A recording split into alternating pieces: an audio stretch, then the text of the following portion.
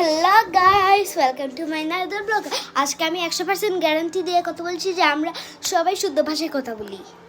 Guys, একটু জায়গায় লুকিয়ে সেট করেছি। এই জায়গা হচ্ছে গিয়ে কেউ দেখতে পারবে না, টপটার কারণে দেখতে পারবে না। ও পরেই যত যাচ্ছে বাবা, কি বাবা এই আসতো, আরে আসরে বাবা,